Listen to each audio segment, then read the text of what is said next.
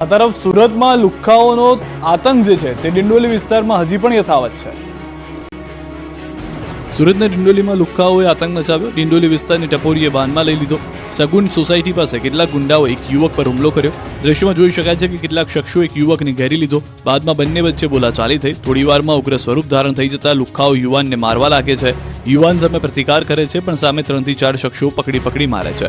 કપડાં ફાડી નાખે છે અને લોહી લુહાણ કરી મૂકે છે। હુમલાના કારણે લોકો એકત્રિત થઈ ગયા। પોલીસને બોલાવતા ગુંડાઓ ભાગી ગયા હતા। તો સુરતની અંદર જ લુખ્ખાઓને પોલીસને છરી દેખાડવી ભારે પડી ગઈ। આ દ્રશ્યો સુરતના કાપોદ્રા વિસ્તારના છે, જ્યાં આરોપીઓ એટલા બેખૌફ બન્યા છે કે હવે તો પોલીસને પણ ગાંઠતા નથી। 2 આરોપીઓ જાહેરમાં ધમાલ મચાવી રહ્યા હતા। સ્થાનિકોને ચપ્પુ દેખાડીને ધમકાવ્યા અને આસપાસમાં ડરનો માહોલ ઉભો કરી દીધો। કોઈએ જાણ કરતા પોલીસ આવી પહોંચીને ધમાલ મચાવી રહેલા અસામાજિક તત્વોને પકડવાના પ્રયાસ કર્યા, પરંતુ પોલીસથી બચવા માટે આરોપીઓએ ખિસ્સામાંથી છરી કાઢીને પોલીસ સામે કરી દીધી અને ત્યાંથી ભાગવાનો પ્રયાસ કર્યો। જોકે પોલીસે હિંમતપૂર્વક આરોપીઓને દબોચી લીધા। આ તરફ સુરતના ઊન ભીંડી બજારમાં 2 જૂથ વચ્ચે માથાકૂટ થઈ। લગ્ન પ્રસંગમાં 2 જૂથ વચ્ચે એવી બવાલ થઈ કે તલવારો ઉડી। એકબીજા પર તલવારોથી હુમલો કરી દેવાતા લગ્ન લોહી લુહાણ સાબિત થયા। એકબીજાને છરી અને તલવારના ઘા મારતા સિવિલમાં દાખલ કરવા પડ્યા। આટલેથી જ 2 જૂથો અટક્યા નહીં, ઈજાગ્રસ્તોને સિવિલ લાવતા ત્યાં પણ હોબાળો મચાવ્યો। ત્યારે પોલીસે સિવિલમાં આવી મામલો થાળે પાડ્યો। મારામારીમાં 5 થી 6 લોકોને ઈજા પહોંચી। ભાવનગરની અંદર આવેલા OAJ ઇન્સ્ટિટ્યૂટમાં વિદ્યાર્થીને છરી મારવાનો બનાવ સામે આવ્યો છે। ગ્રીનેટમાં અભ્યાસ કરતા કાર્તિક નામના વિદ્યાર્થીને એક યુવતીના વાલીએ છરી મારી હુમલો કર્યો હતો, જેના ચોંકાવનારા સીસીટીવી પણ જોવા મળ્યા। OAJ ઇન્સ્ટિટ્યૂટના વેઇટિંગ રૂમમાં બોલાવી યુવતીના પિતાએ કહ્યું હતું કે તું મારી છોકરી સાથે કેમ વાત કરે છે તેમ કહી છરી વડે હુમલો કરી દીધો હતો। આ વિદ્યાર્થી યુવતી સાથે ફોનમાં વાતચીત કરતો હતો, જેથી યુવતીના પિતાએ ઉશ્કેરાઈ વિદ્યાર્થી પર હુમલો કરી દીધો। ઈજાગ્રસ્ત વિદ્યાર્થીને હોસ્પિટલમાં સારવાર અર્થે ખસેડવામાં આવ્યો। પોલીસ દ્વારા ગુનો નોંધી વધુ તપાસ હાથ ધરવામાં આવી।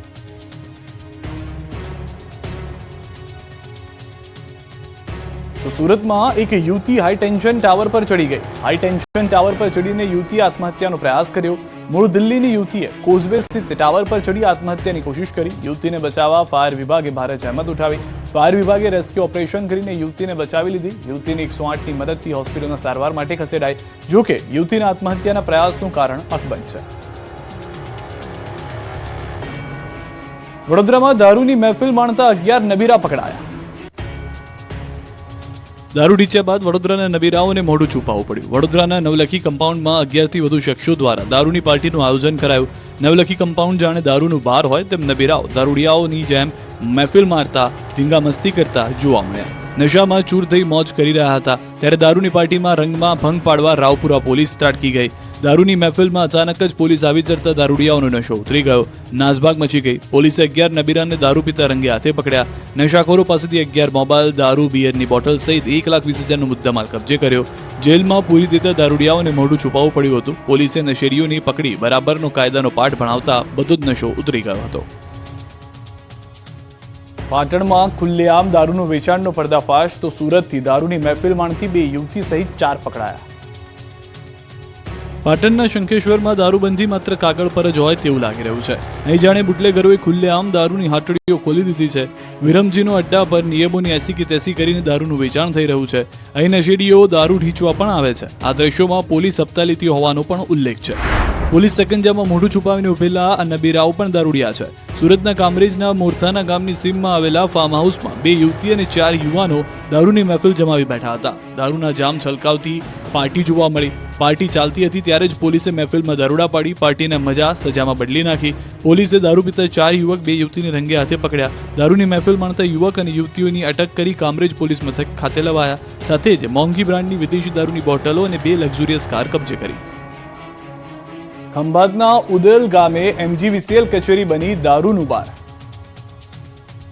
ખંભાત તાલુકાના ઉંદેલ ગામે MGVCL કચેરી બની ગઈ દારૂનું બાર। કચેરીમાં ફરજ પરના અધિકારી ખુલ્લેઆમ દારૂના જામ છલકાવતા નજરે પડ્યા। અધિકારી દારૂ પીને જાણે એવા ટલ્લી થઈ ગયા કે લોકોની સમસ્યા માટે આવતા ફોન પણ ન ઉપાડ્યા। ઉંદેલ MGVCL કંપનીમાં ફરિયાદ માટેના ફોન વાગતા રહ્યા અને ફરજ પરનો કર્મચારી દારૂની મોજ માણતો રહ્યો। ફરજ પર ઘોર બેદરકારી અને નૈતિક ફરજની પાલન ચૂક થઈ। આ તરફ ભાવનગરમાં બુટલેગરે પોલીસ પર ગંભીર આરોપ લગાવ્યા છે. બુટલેગરે ફિનાઇલ પીને પોલીસ પર આરોપ લગાવ્યા. દારૂના સ્ટેન્ડ ચલાવવા પોલીસ હપ્તા લેતા હોવાનો આક્ષેપ કર્યો.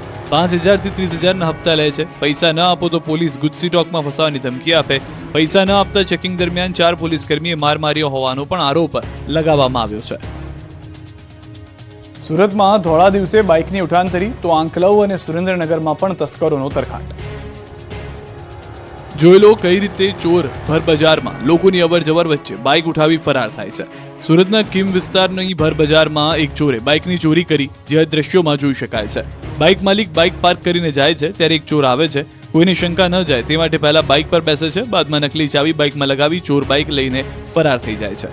તો આણંદમાં પણ તસ્કરોનો તરખાટ જોવા મળ્યો. આંકલવના આસોદર પાસે આવેલી 2 જ્વેલર્સની દુકાનમાં તસ્કરો ત્રાટક્યા હતા. આસોદર ચોકડી પાસે આશાપુરા શોપિંગ સેન્ટરમાં આવેલી 2 જ્વેલર્સની દુકાનમાં તાળા તોડી તસ્કરોએ લાખો રૂપિયાના મુદ્દામાલની ચોરી કરી હતી. શોપિંગ સેન્ટરમાં સામસામે આવેલી જ્વેલર્સની દુકાનોમાં મૂકેલા સોના ચાંદીના દાગીના તેમજ રોકડની ચોરી કરી. શોપિંગ સેન્ટરમાં આવેલ પાછળનો દરવાજો તોડી 5 જેટલા તસ્કરો શોપિંગમાં પ્રવેશી ચોરીને અંજામ આપ્યો. ચોરીની ઘટનાને લઈ આંકલવ પોલીસના નાઇટ પેટ્રોલિંગ પર સવાલ ઉઠ્યા. સુરેન્દ્રનગર પોલીસના સકંજામાં ઉભેલી આ મહિલાઓ ચોર છે. 21 મોબાઈલ સાથે મહિલાઓ ઝડપાઈ. લીંબડી હાઈવે પર પાણશીણા ચેકપોસ્ટ પાસેથી ચોરી કરેલા 21 મોબાઈલ સાથે 2 મહિલાઓને ઝડપી પાડી. અમદાવાદના અલગ અલગ વિસ્તારમાંથી મોબાઈલ ચોરી કર્યા હોવાની મહિલાઓએ કબૂલાત કરી. માલપુરના સફાઈ કામદારોના પ્રશ્ને લાલજી ભગતના પત્નીએ અન્ન જળનો કર્યો ત્યાગ, પોલીસ થઈ દોડતી. માલપુરના સફાઈ કામદારોના પ્રશ્ને વાલ્મીકી સમાજના પ્રમુખ લાલજી ભગત દંડવત યાત્રા કરી રહ્યા છે. વિવિધ માંગોને લઈને અરવલ્લીથી દિલ્હી સુધીની દંડવત યાત્રા કરીને જઈ રહ્યા છે. આમ છતાં તંત્રના પેટનું પાણી નહીં હલતા માલપુરમાં લાલજી ભગતના પત્ની અને વાલ્મીકી સમાજના આગેવાનોએ વિરોધ પ્રદર્શન કર્યું. મેઘરજના સફાઈ કામદારો પણ આ આંદોલનમાં જોડાયા. ત્યારે તંત્ર સફાઈ કામદારોની વાત માનવા તૈયાર ન થતા લાલજી ભગતના પત્નીએ અન્ન અને જળનો પણ ત્યાગ કર્યો. આ વાતની જાણ પોલીસને થતા પોલીસ દોડતી થઈ. પોલીસે લાલજી ભગતના પત્નીની અટકાયત કરી તો સમાજે આત્મવિલોપનની ચીમકી સાથે ગાંધીનગરમાં આંદોલનની ચીમકી આપી છે. ડાંગના આહવામાં કલેક્ટર કચેરીમાં બહુજન સમાજવાદી પાર્ટીના પ્રમુખની આગેવાનીમાં સ્થાનિકોએ ધરણા આંદોલન શરૂ કર્યું છે. વૃદ્ધ, વિધવા, દિવ્યાંગ પરિવારોએ પેન્શનમાં વધારો અને સ્થાનિક કક્ષાએ રોજગારીની માંગ સાથે ધરણા આંદોલન શરૂ કર્યું. સુબીરથી આહવા સુધી 30 કિલોમીટરની રેલી યોજાઈ, જેમાં મોટી સંખ્યામાં લોકો જોડાયા. બાદમાં કલેક્ટરને આવેદનપત્ર પાઠવવામાં આવ્યું. માંગ ન સ્વીકારાય તો કલેક્ટર કચેરીએ તાળાબંધી કરી આમરણાંત ઉપવાસ પર બેસવાની પણ ચીમકી ઉચ્ચારાઈ છે. રાજ્યમાં આરટીઓ કચેરીના કર્મચારીઓની હડતાલ સમેટાઈ, માંગણી સંતોષાતા સુખદ અંત. રાજ્યભરના અંદાજે 800 થી વધુ આરટીઓ કર્મચારીઓની હડતાલનો અંત આવ્યો. રાજ્યભરના આરટીઓ ઇન્સ્પેક્ટર હડતાલ પર ઉતરી ગયા હતા. બદલી, બઢતી સહિતના પ્રશ્નોએ ઇન્સ્પેક્ટર હડતાલ પર ઉતરવાથી દરરોજ હજારોની સંખ્યામાં અરજદારોને ધર્મના ધક્કા ખાવા પડતા હતા. કચેરી ખાતે જ વાહન અને લાયસન્સ સંબંધિત કામગીરી માટે આવતા હજારોથી વધુ અરજદારોને હાલાકી ભોગવવી પડતી હતી. કર્મચારીઓ અને અધિકારીઓ હડતાલ પર ઉતરતા આરટીઓની કામગીરી ઠપ થઈ ગઈ હતી અને અરજદારોને ફરી એકવાર હેરાન થવાનો વારો આવ્યો હતો. પડતર માંગણીઓનો ઉકેલ ન આવતા કર્મચારીઓ નારાજ થયા અને આખરે હડતાલનું શસ્ત્ર ઉગામ્યું. આ ઉપરાંત નો લોગિન ડે ઝુંબેશમાં પણ ભાગરૂપે ટેકનિકલ અધિકારીઓએ તેમનું કામ બંધ કરી દીધું હતું. જોકે સરકારે કર્મચારીની માંગણી સ્વીકારી લેતા હડતાલનો સુખદ અંત આવ્યો. હડતાલ સમેટાતા આરટીઓ કર્મચારીઓ ફરી કામે લાગ્યા. 1 સપ્તાહથી ચાલી રહેલી હડતાલનો અંત આવતા લાયસન્સ સહિતની કામગીરી માટે કચેરીમાં અરજદારનો ધસારો વધ્યો. રાજ્યની તમામ સરકારી કચેરીઓમાં હેલ્મેટ ડ્રાઈવ, કલાકોમાં જ લાખો રૂપિયાનો દંડ વસૂલાયો. પોલીસ કર્મીઓ પણ દંડાયા. હેલ્મેટ માત્ર કાયદા માટે નથી પણ ફાયદા માટે છે. ડીજીપીના પરિપત્રને લઈ રાજ્યભરમાં ટ્રાફિક પોલીસની હેલ્મેટ ડ્રાઈવ યોજાઈ. જેલમાં હેલ્મેટ પહેર્યા વગર સરકારી કચેરીઓમાં 2 વ્હીલર પર આવતા વાહન ચાલકોને દંડ કરવામાં આવ્યો. રાજ્યની તમામ સરકારી કચેરીઓમાં હેલ્મેટ ડ્રાઈવ કરવામાં આવી, જેમાં મોટાભાગના લોકો હેલ્મેટ પહેરી ન આવ્યા હોવાના અલગ અલગ બહાના કાઢતા દેખાયા. પરંતુ પોલીસે એક પણ બહાનું ન ચલાવી તમામ નિયમ ભંગ કરનારને ઈ મેમો આપ્યો હતો. એટલે કલાકોમાં જ લાખો રૂપિયાનો દંડ વસૂલાયો. પોલીસ કર્મીઓ પણ દંડાયા. આ ડ્રાઈવમાં સરકારી કર્મચારીઓ પણ બચ્યા ન હતા. પોલીસે પરિપત્રનું ચુસ્તપણે પાલન કરી તમામને દંડ ફટકાર્યો. મહાનગર હોય કે નાના શહેરો, ટ્રાફિક પોલીસે હેલ્મેટ પહેર્યા